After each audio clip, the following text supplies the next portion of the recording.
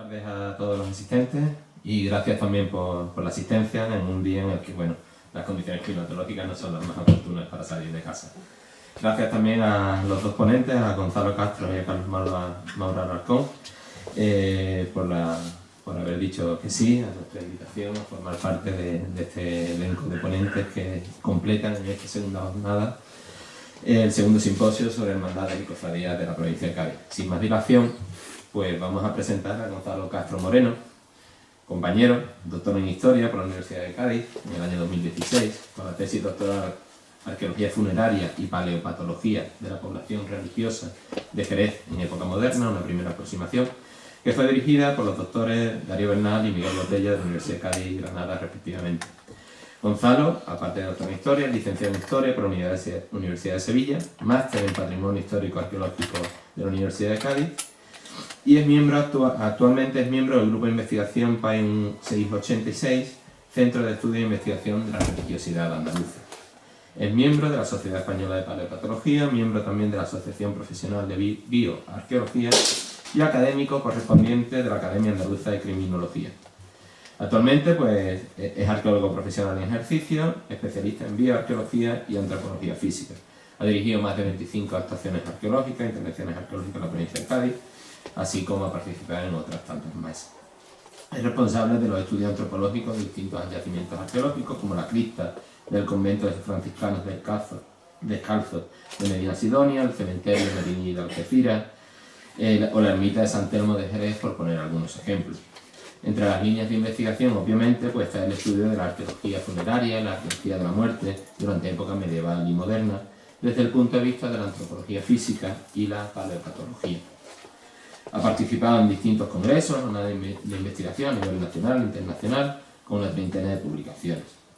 Hoy, pues nos trae aquí una ponencia titulada Las cofradías ante la muerte, una visión desde la arqueología y la antropología física, en la que nos va a disertar sobre los resultados de sus últimas investigaciones llevadas a cabo en Jerez de la Frontera sobre la relación entre las hermandades y el mundo de la muerte. ¿Sin más?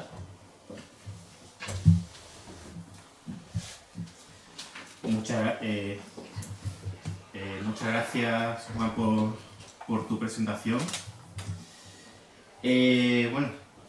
Prácticamente es de sobra conocido el origen de las cofradías penitenciales. Con mayor o menor exactitud se sabe la fecha de fundación y o reorganización en torno a sus titulares. Pero el asociacionismo en torno al culto o la beneficencia no es nuevo para el hombre cristiano. Pero hablar de su relación con la muerte quizá ha sido un tema que ha sido más bien poco tratado. Y si ya metemos lo que es la especialidad de arqueología funeraria y antropología física, dos ramas prácticamente unidas entre sí, pues yo creo que podemos decir que estamos en el contexto de la provincia de Cádiz, estamos hablando de algo que está en pañales prácticamente. Sí,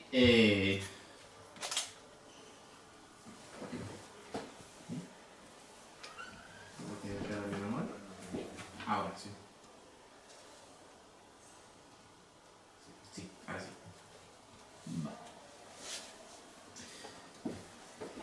El hombre, animal social por naturaleza, vino a agruparse desde los orígenes con la familia, el parentesco, los clanes, pero también se asocia por otras líneas comunes, tales como afinidades políticas, étnicas, culturales, y la religión no queda apartada de esto, con lo que el asociacionismo queda como parte intrínseca de la misma iglesia, ya que podemos considerarla también como una asociación a toda ella. Pero antes de continuar, ¿qué es una cofradía?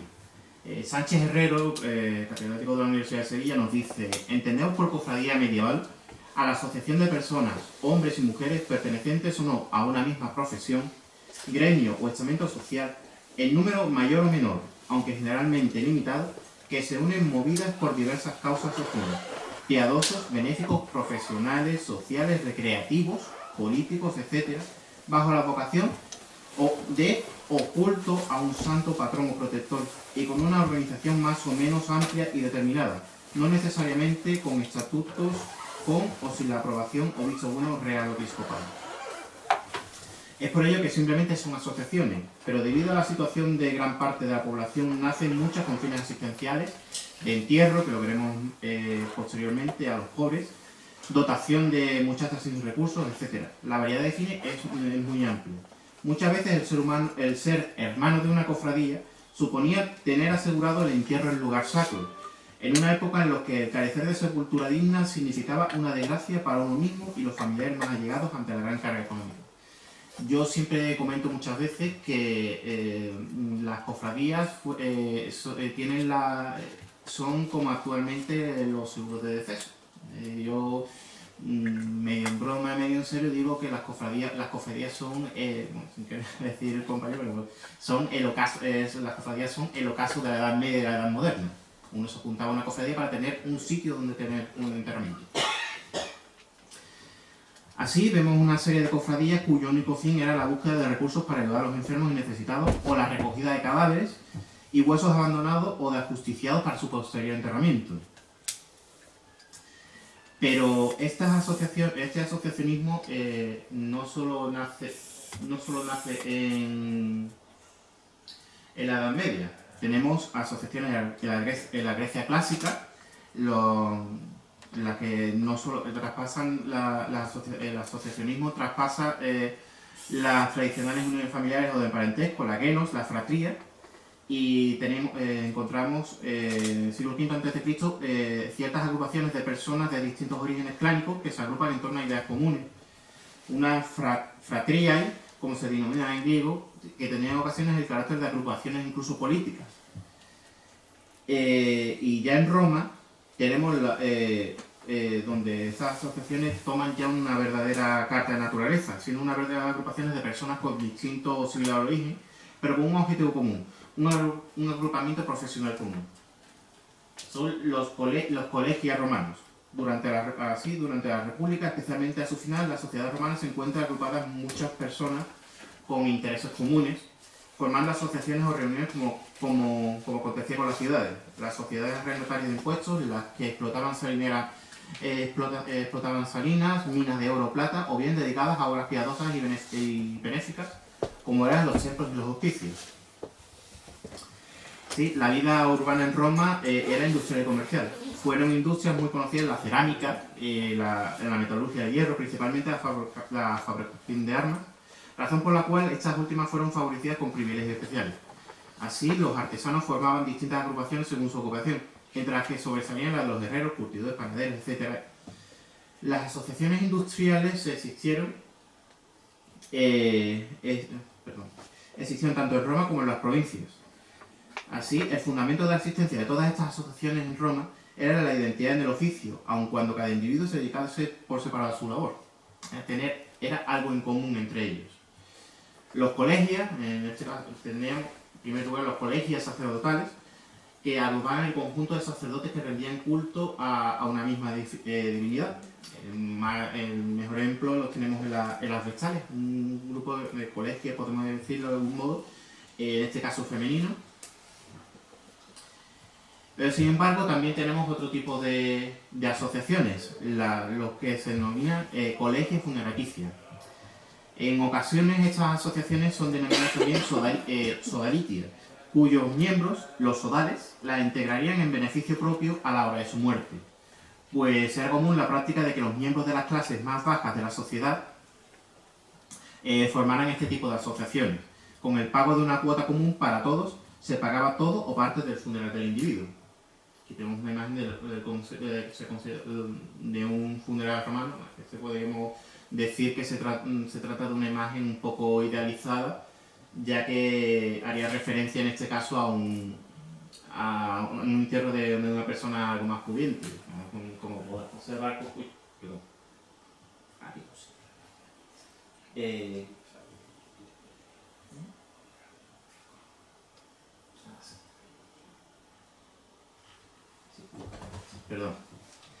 Bueno, podemos observar las plañideras, los músicos, los acompañantes, y en algunos casos pues también se encontraban las actores que portaban las máscaras funerarias de la familia. Así tenemos algunos ejemplos de tumbas dedicadas por este tipo de asociaciones.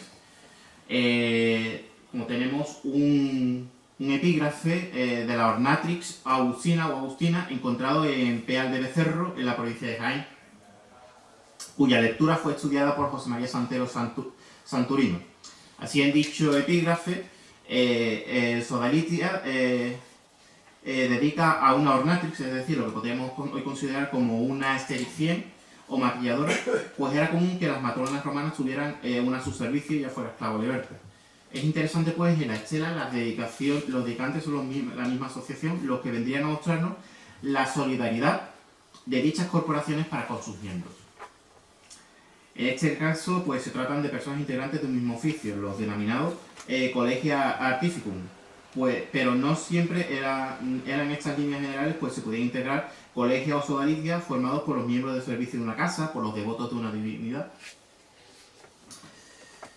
Así, llegando al siglo I, tenemos ya no quiero decir las primeras cofradías, pero sí hay algunos colegios ya integrados por cristianos. Así, la llegada del cristianismo se produjo en un medio urbano, rodeado de todas las características que esto conllevaba, y el que las ciudades se encontraran asociaciones de este tipo no pasó desapercibido a los discípulos de Cristo. En primer lugar, ¿podemos considerar a las primitivas comunidades cristianas como colegios? Cabe como teoría, ya que realizaban cultos privados en común, tenían banquetes antes de la celebración de la Eucaristía, y se observa un ejercicio de la caridad común entre los miembros de la comunidad, aunque puede parecer algo forzada esta idea, ya que no se está bajo ninguna legislación civil. Así, si los ciudadanos se agrupaban en sodalicia y colegia, aquellos que se convertían al cristianismo seguían manteniendo esta costumbre de mantener el asociacionismo como Collegia Artificum, y de ellos tenemos buen ejemplo en la arqueología cristiana. Tal es el caso de las catacumbas de Priscila, con orígenes en el siglo II. Este cementerio paleocristiano alberga el llamado cubículo de los bodegueros o cubículo de la bota. Así, en este nicho se representa un grupo de 7 individuos con unas botas o tonel de vino, lo que podría indicar su pertenencia a uno de estos colegios, pero el haberse enterrado en este cementerio da por sentado sus creencias cristianas. Otro aspecto es el de los denominados fosores o copiatai, que estarían dedicados a la labor de la obra de misericordia de enterrar a los muertos, pues deriva estas palabras de los verbos tanto latinos fodere como del griego copto, que hace referencia a dicha labor de sepultar. Así aparecen representados en pintores en catacumbas romanas y de las riberas mediterráneas. En este caso de las catacumbas de San Calixto, donde se representan con las herramientas propias tanto de los enterradores como de las personas. Podríamos hacer mención que estos fosores eran una mezcla entre enterradores y albañiles que se dedicaban al cuidado de las catacumbas, cuidado, reparación, todo lo que es el mantenimiento. Así, por ejemplo, en Constantinopla encontramos a los Spoudaioi, desde tiempos de San Juan Crisóstomo en el siglo V, formando un grupo de fieles del cual puede el obispo contar siempre en las ceremonias litúrgicas, en los cantos, en las procesiones y en las vigilias. No solo lo veremos en Constantinopla, sino también en otros puntos de la parte oriental del imperio, tales como Chipre, Jerusalén, Antioquía o Alejandría. Llegados ya a la Edad Media, ya vamos a saltarnos toda la parte de Alta Edad Media, nos quedaremos con ya los fines de la Edad Media, y ya los siglos XVI y XVII ya dan una gran cantidad de cofradías asistenciales, que en muchos casos eran propietarias de hospitales o casas de recogida. Sin embargo, debemos alejarnos de la definición de lo que hoy consideramos hospital, pues en la mayoría de las ocasiones se reducía salvo en algunos casos, a un edificio en donde se localizaban unas pocas habitaciones comunes, en donde se adaptaban las esteras o jergones donde se encontraban los enfermos o residentes del mismo, un patio, una cocina y un trascorral. Así las cofradías asistenciales, que en este caso pues como por ejemplo la localidad de Jerez, durante el 500, aunque algunas, pocas de ellas proceden de siglos anteriores, son las hospitalarias y las de diversa finalidad, imponiéndose una subdivisión de las primeras en estrictamente hospitalarias, que son las que se consagran a su hospital a la curación de enfermedades de diferentes órdenes, y hospitalarias, ya hospitalarias en el amplio sentido del vocablo, ya que no solo es cuidar a personas enfermas, sino a los desvalidos en general. Que teniendo hospitales son estas casas en las que se recogen impedidos, viandantes, ancianos, como he dicho, que se designaban con el nombre de recogimientos. Sí, pues tenemos aquí tenemos una de San Bartolomé de pobres viandantes, que con el tiempo pues derivó en la actual cofradía del Mayor Dolor en Jerez, que procesiona el Jueves Santo, y considerada una de las más por esta fecha, en 1488, una de las más antiguas de la localidad de Jerez. Pues San Bartolomé, San Blas, Santa Catalina, Concepción de Viejas, que en este caso pues, era el recogimiento de 12 mujeres. San Cristóbal recogía 12 nobles, en este caso siempre el número 12 como el número de los apóstoles. San José, enfermos convalecientes, la Santa Misericordia, que tiene relación con la que posteriormente sería la Hermandad de la Santa Caridad. Así, como digo, la Hermandad de la Santa Caridad, una hermandad que tenía como fines principales la asistencia a enfermos y desvalidos y la recogida de los huesos y cadáveres abandonados. Parece, nos puede extrañar un poco esto último, la recogida de huesos y cadáveres, pero es como se dice, no tener un sitio donde caerse muerto, pues es literalmente la gente se moría en medio de la calle, y si no tenía a nadie, pues eran estas hermandades las que tenían bueno, en este caso por reglas, el deber de recoger a esos difuntos, y en el caso de los huesos, pues eran los difuntos que se encontraban en el campo, y recogían sus huesos para enterrarlos para que tuvieran un entierro cristiano. Posteriormente, más adelante haré una explicación de esto mismo. Cumplimiento de la obra de misericordia, de dar posada al peregrino, y en este caso pues de enterrar, y en este caso concreto de dar sepultura a los muertos. Sí, se habla en las actas capitulares de la ciudad de Jerez, se dice concretamente que muchas criaturas perecían de noche por las calles, así por no tener que comer, como no haber donde se meter de noche, que la ciudad debe proveer a cada collación 2 o 3 o 4 las que fueren menester para donde los acogiesen. Señalasen en cada collación personas que anduviesen de noche por las calles al oscurecer, que los acogiesen para que de esta manera no se morirían, tanto habiendo quienes los hiciera algún reparo.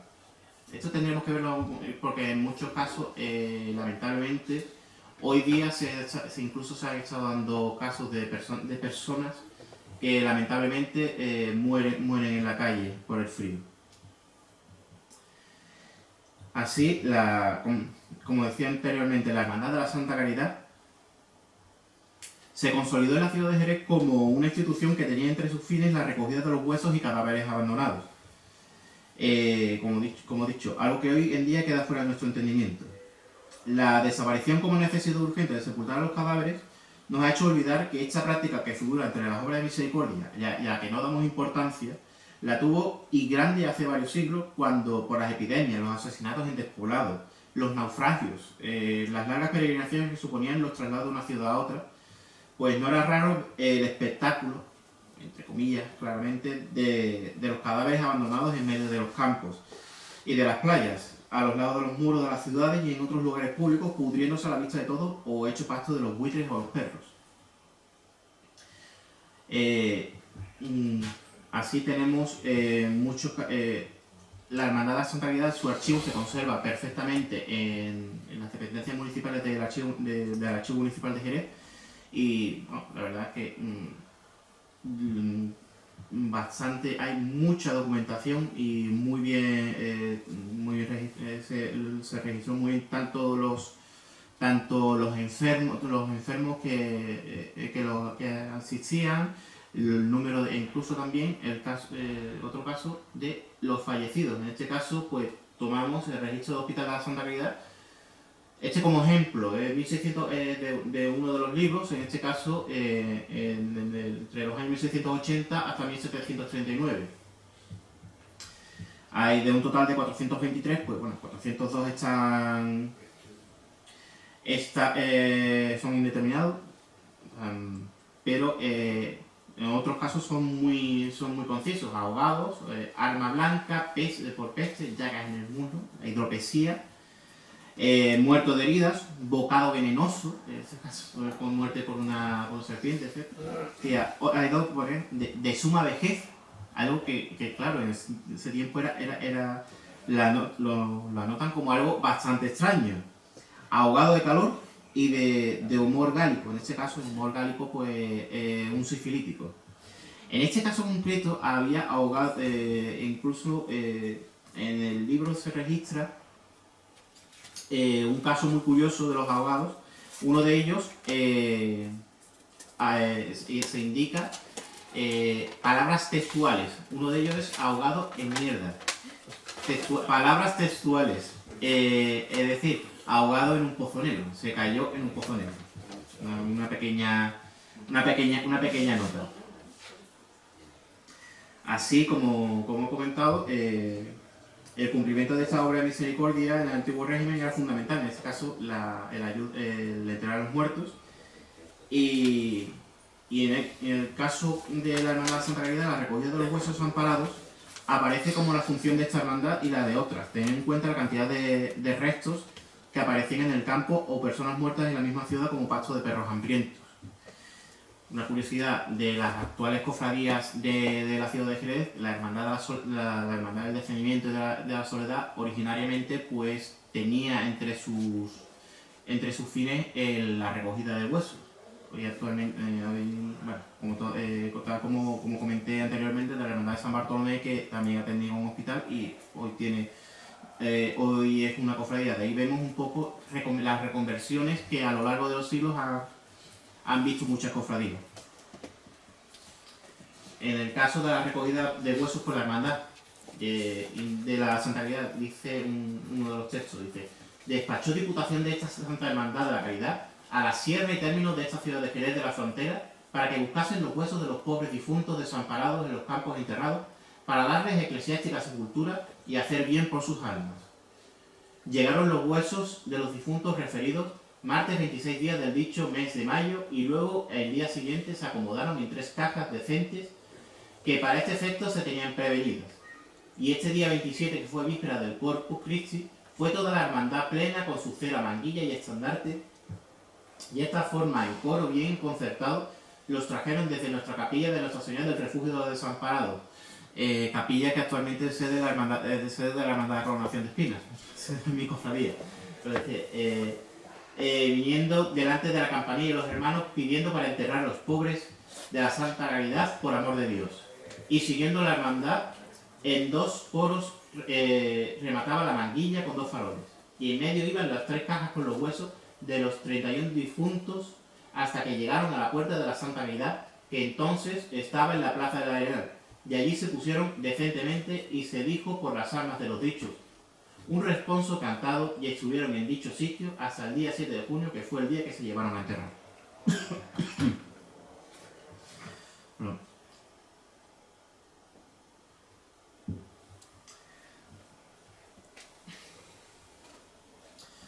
Así vemos son pequeños ejemplos. En este caso hablan una iluminación de un manuscrito medieval en el que se ven enterramientos de peste, o en este caso algo más de la moderna, en este caso una pintura que se encuentra en el hospital del Pozo Santo de Sevilla, hablando sobre la peste, en el que refleja la peste de 1649, que dio bastante... fue una epidemia, la verdad, que en todo lo que es Andalucía Occidental, por no decir prácticamente España, pues hizo que se recordase como una de las peores de la historia. Así se puede hablar ya en la Edad Moderna se habla de una consolidación de los enterramientos y de los templos durante el antiguo régimen, ya que únicamente con una vista a los suelos de los templos parroquiales o iglesias conventuales de nuestras ciudades existen toda una serie de laudas sepulcrales que nos aportan información acerca de las costumbres funerarias durante la época moderna. Por ejemplo, en este caso,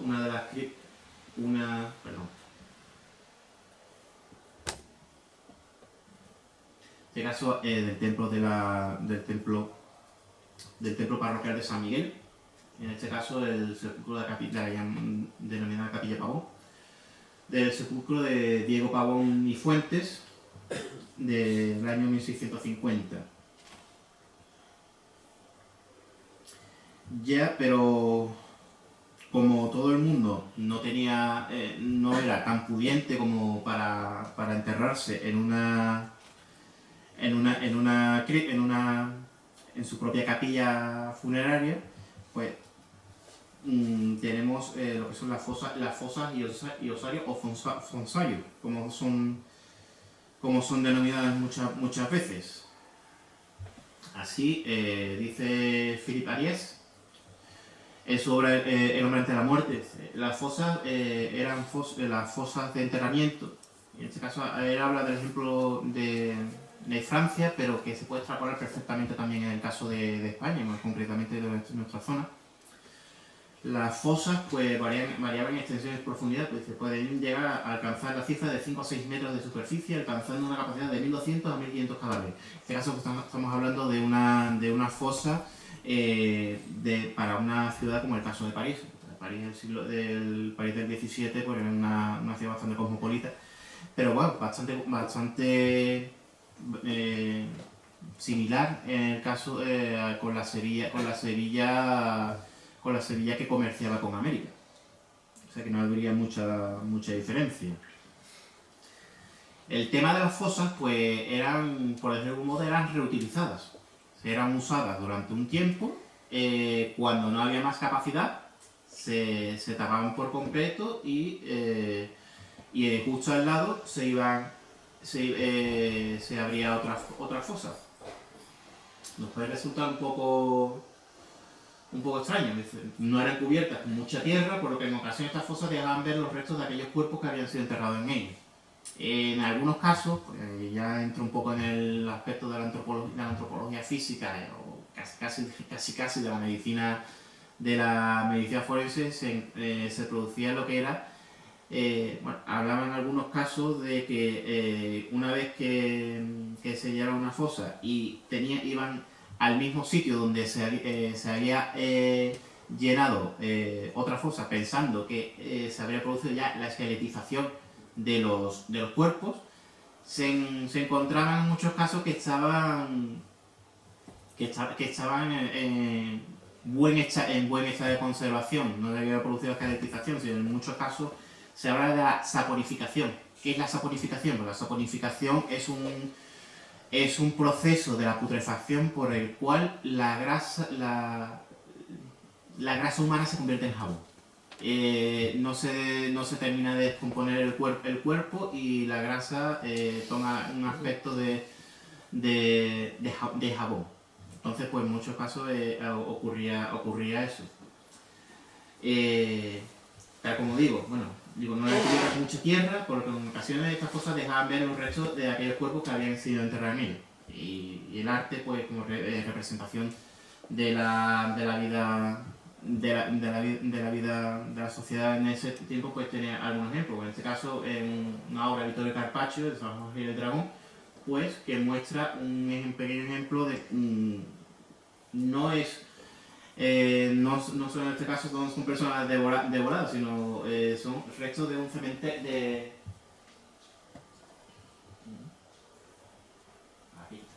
restos de una tumba.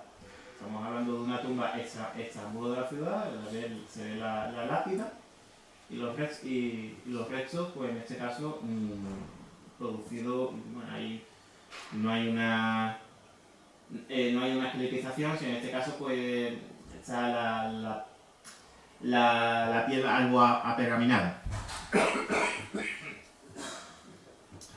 Así pues, en algunos casos ya estamos, gracias a que actualmente ya se están teniendo más en cuenta aspectos de los arqueólogos, gracias a Dios, en restauraciones de templos o de algunos elementos, pues ya estamos pudiendo localizar criptas de antiguos criptas usadas, pues en este caso pues en una excavación realizada en el año 2007 en Medina Sidonia por los arqueólogos, por los compañeros Manuel y Salvador Montañez Caballero, en el actual Teatro Tegusen, anteriormente convento de franciscanos descalzos, pues se pudo localizar la cripta. En este caso, completamente excavada, se pudo aquí está totalmente vaciada, pero esto estaba acolmatado completamente de restos óseos en lo que denominamos nosotros pues enterramiento secundario, es decir, todo esto forma un osario. Lo que es la forma de la cripta, pues son distintas bancadas, están formadas de manera que aquí en este caso es el acceso a la misma, y estas bancadas están dispuestas para que a medida que vayan falleciendo las personas, pues sean colocados los ataúdes, y una vez que se llena, pues se produce lo que es ya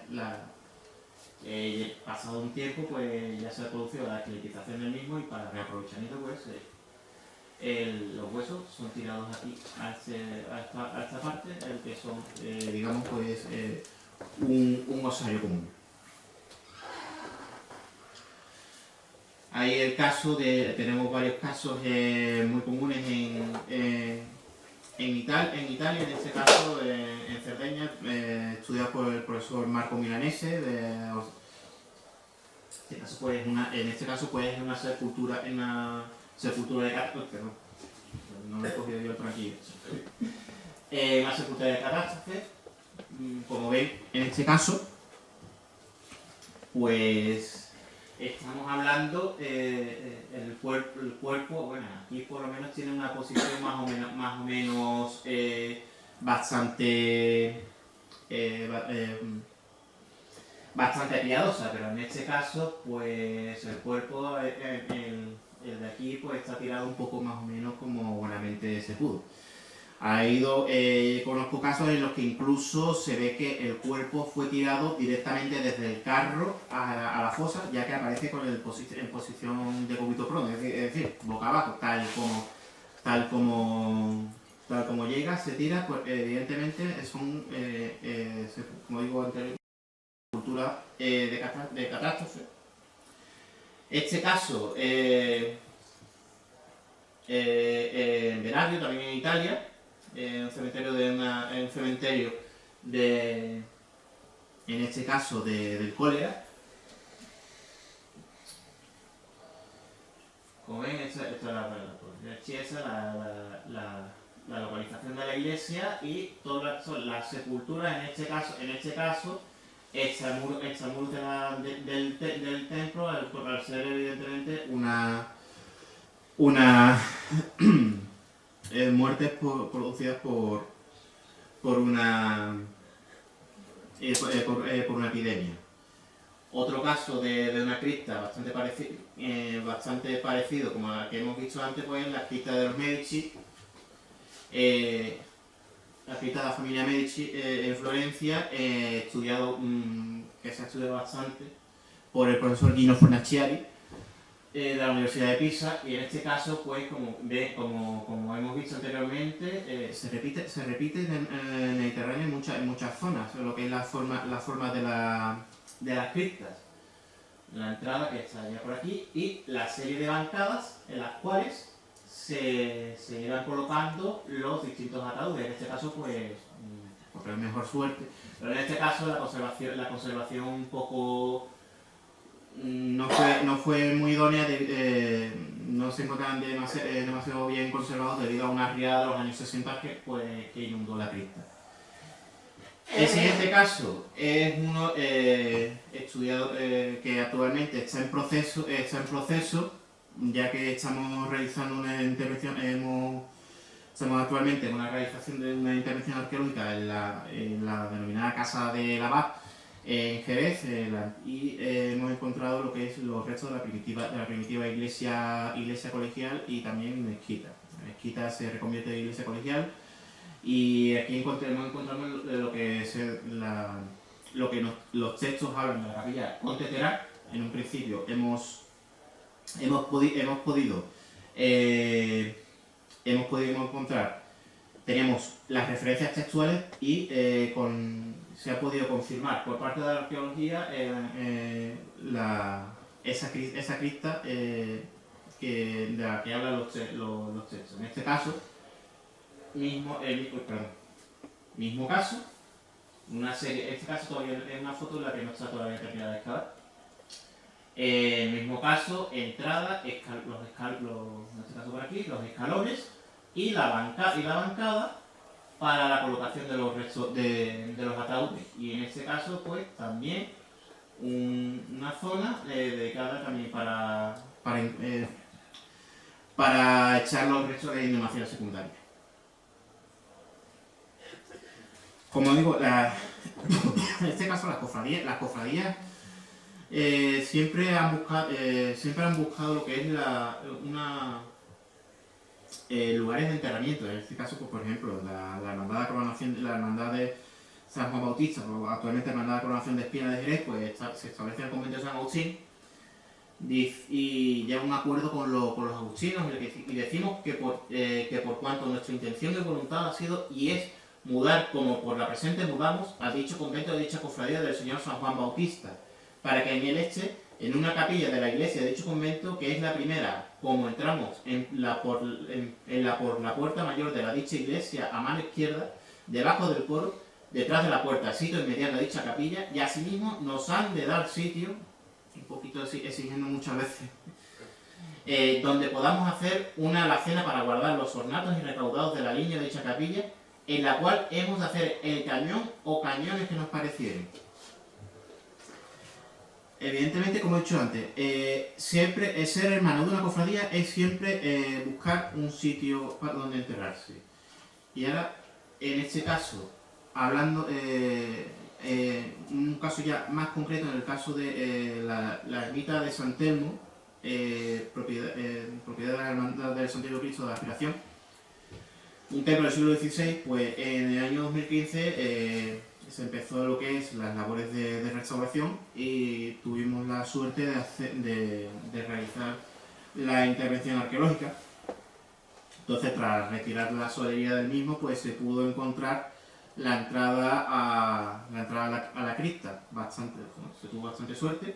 Pudimos localizar, en los años 50 se había rebajado el suelo, con lo cual pues teníamos poca esperanza de que se encontrara la cripta, pero por algunos hermanos se pudo saber de que estaba localizada en un sitio. Levantamos la solería y efectivamente pudimos encontrar el acceso a la misma. En total, pues, se encontraron un total, tenemos aquí, estos son los planos, pero pudimos encontrar la cripta, un total de 21 nichos que habían sido abiertos y vaciados los restos. Únicamente se habían conservado las inhumaciones de 2 individuos infantiles. En este caso, bueno, se habían vaciado los nichos, usados de nuevo reutilizados de nuevo.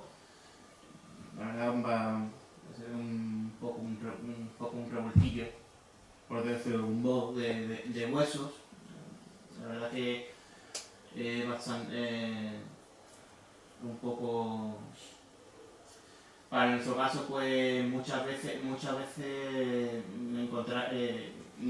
los antropólogos pues, siempre para encontrar un enterramiento que sea una inhumación primaria, pues siempre es mejor para el estudio. Ya encontrar en estos casos, pues es bastante pues las labores de estudio son bastante más complicadas. Pero aún así se puede sacarlo. Como dije anteriormente, aquí se más al detalle, bastante como curiosidad. Bastantes restos infantiles, en este caso también son restos infantiles. Vemos como saben los restos algunos nichos, y este es uno de los que se localizaba. En este caso es un resto de un individuo infantil, aproximadamente unos 9-10 años. En este caso pues sí estaba.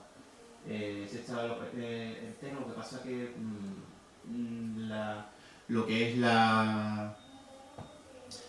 el estado de los restos óseos pues no permitía su extracción, así que decidimos dejarlo como estaba. Pero tal como dije, agregar gran cantidad de restos infantiles de los cuales procedimos a hacer su estudio. Aquí vemos en el momento, como dije anteriormente, pues nos es difícil a los antropólogos realizar el caso de restos secundarios, pero siempre se puede hacer. En este caso, se hizo lo que es coger el número mínimo de individuos, es decir, ver la cantidad, qué número de enterramientos había. Normalmente se coge siempre el resto de referencia, en este caso pues siempre la edad. Pues aquí pusimos una muestra de distintas clavículas, desde la mano, de esta más pequeña hasta esta que era un adulto más bien joven. En este caso se ve perfectamente que se trata de un resto infantil. Para mismo pues pudimos localizar a un total de 46 individuos infantiles de un rango de edad entre de 0 a 12 años, para lo cual pues tomamos como muestra las mandíbulas, ya que es para lo que es la individualización es un resto óseo, pues evidentemente al ser solo uno, pues lo sirve como muestra para la contabilización del número mínimo de individuos. Aquí se ve aquí perfectamente todos estos son o individuos o infantiles o adultos jóvenes, no, más bien son jóvenes. Ya he dicho rango de edad entre 0 y 12 años. Aquí pues, si pueden observar, se ven incluso los restos, lo que son los dientes de leche, algunos dientes en erupción, por lo cual pues muchas veces nos sirve para lo que es para lo que es el aspecto de la edad. Otro hueso que tomamos en este caso pues fueron los cráneos localizados, que al menos en dos de ellos pues se vieron trazas de criba orbitalia. En este caso la criba orbitalia pues, de por sí no es una patología, sino más bien es una alteración del hueso que está escrita por lo general a enfermedades carenciales, principalmente a la anemia, por lo que se deberían clasificarse como una característica de la misma a la hora del estudio palipatológico. Sí, pues la criba orbitalia en sí se ve en algunos restos, concretamente en las órbitas, pues se ve una cierta porosidad, se ve como una especie de. Se ve como el hueso poroso, se ve como una especie de agujeritos que parece como si fuera una especie de esponja dentro de lo cual nos indica también en este caso pues que que los individuos habían fallecido pues, por una enfermedad carenciana, una anemia o cualquier otro tipo de enfermedad asociada a una carencia alimenticia. Así pues, llegado a este punto, decir que hoy en día nos es difícil hablar de la muerte, ya que prácticamente la hemos desterrado de nuestras vidas cotidianas. Sin embargo, en la modernidad, vivir la muerte en un término que está en unión con la vida cotidiana, en la que se mostraba una fugacidad de la vida y del cual nos ha dado multitud de ejemplos en el mundo del arte. Pero con respecto a las cofradías, ¿qué es lo que nos ha quedado hoy? Quizás solo un pequeño pozo de lo que representaron las mismas hacia este trance que todo el mundo tiene que vivir. O por ejemplo, pues los paños o banderas fúnebres que cubren los ataúdes en los funerales, o las misas de reglas por nuestros hermanos difuntos cada mes de noviembre. Hoy en día también se está recuperando otra costumbre, la de restauración o creación de columbarios en criptas o otros lugares de nuestros templos en los que reposen las cenizas de sus hermanos, rememorando esos cañones donde se enterraban a los cofrades por derecho propio. Así, la arqueología funeraria y la antropología física, enfocadas en el estudio de criptas de templos, son dos disciplinas que quizá en nuestra zona estén todavía pendientes de un mayor desarrollo, pero pueden, sin lugar a dudas, aportar una gran cantidad de datos acerca de la sociedad en la que vivieron nuestros ancestros, en este caso, los que nos precedieron en la pertenencia a las hermandades y cofradías. Muchas gracias.